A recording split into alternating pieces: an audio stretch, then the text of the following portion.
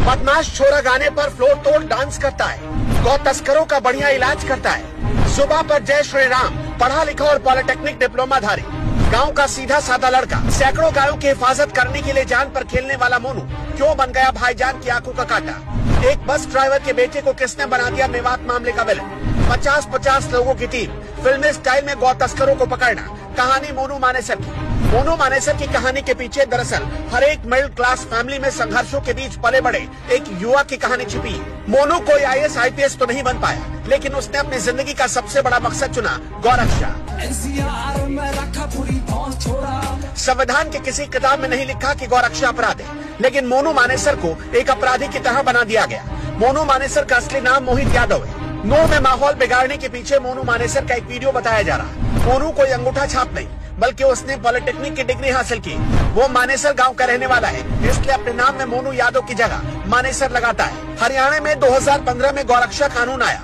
उस कानून के आते ही मोनू मानेसर हरियाणा सरकार की ओर से बनाई गई जिला गौरक्षा समिति में शामिल कर दिया गया। सैकड़ों बेजुबान गौ माता की रक्षा के लिए मोनू कई बार अपनी जान पर खेल गया।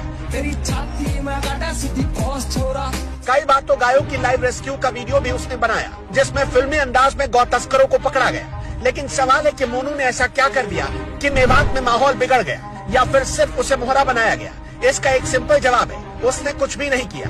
एक बड़े न्यूज चैनल से बातचीत के दौरान मोनू मानेसर ने दावा किया कि उसने वीडियो में कुछ भी भड़काऊ नहीं कहा था, लेकिन भाईजान इतने भरे पड़े थे कि मोनू के बहाने मेवात में माहौल खराब करने की लंबी चौड़ी तैयारी कर रहे थे। मोनू के पिता एक बस ड्राइवर थे और उनकी मौत हो चुकी है। उसका एक छोटा भाई भी है। मोनू शादीशुदा है और उसके 2 बच्चे हैं। मानेसर में उसका पूरा परिवार रहता है। मानेसर में उसके पास बहुत सारे कमरे हैं, जिनसे आने वाला किराया ही उसकी कमाई का मुख्य जरिया है। मानेसर एक इंडस्ट्रियल हब है, जहां बड़ी तादाद में बाहर से लोग काम की तलाश में आते हैं। यहाँ ज्यादातर प्रवासी मजदूर रहते हैं और उन्हें किराए पर कमरे की जरूरत होती है। मोनू मानेसर उन्हें किराए पर कमरा देता है और बदले में जो किराया आता है उसी से घर परिवार चलता है। मोनू मानेसर बजरंग दल का गौरक्षा प्रांत प्रमुख है। स्कूल से पढ़ाई खत्म करने के बाद मोनू ने पॉलिटेक्निक में एडमिशन ले लिया, लेकिन नौकरी करने की जगह उसका ध्यान पूरी तरह गौरक्षा पर केंद्रित हो गया। मोनू की सोशल मीडिया प्रोफाइल के मुताबिक वो हरियाणा में गौरक्षा दल का प्रमुख है। मोनू मानेसर और उसके दल के लोग पुलिस को कथित गौ तस्करों के बारे में खबर देते हैं। मोनू मानेसर पर 2 लोगों की हत्या में शामिल होने का भी आरोप है